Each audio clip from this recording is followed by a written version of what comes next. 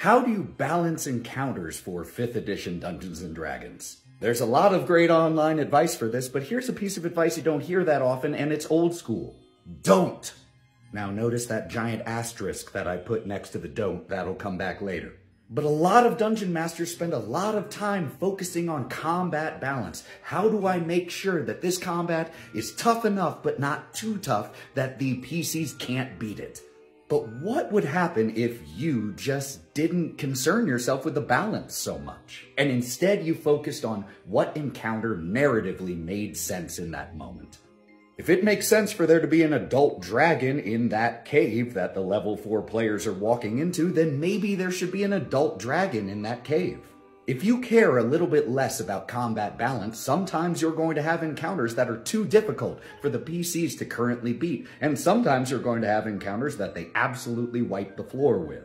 The PCs don't have to be able to beat everything they come across. I think there's a part of the modern zeitgeist of D&D that the players should be able to beat anything that the DM throws them against. So if they encounter X, they already know, I should be able to defeat this. But why? There are lots of creatures in the world that the PCs at almost any given level wouldn't be able to defeat, so why should they only be encountering things that they can defeat? And this is where that asterisk from earlier comes in. If you're going to use this method that I'm suggesting and just choose what narratively makes sense, one thing you are going to have to do is make sure that the players have options beyond kill or be killed. They need to be able to retreat and regroup. They need to be able to circumvent the encounter. They need to be able to bring in allies.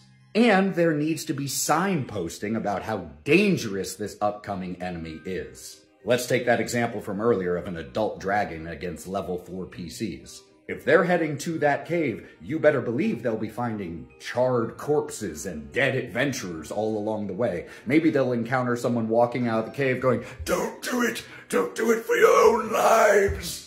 And one thing this will lead to is the party occasionally running away from encounters, which is something that seems to be entirely forgotten as an option in modern Dungeons & Dragons.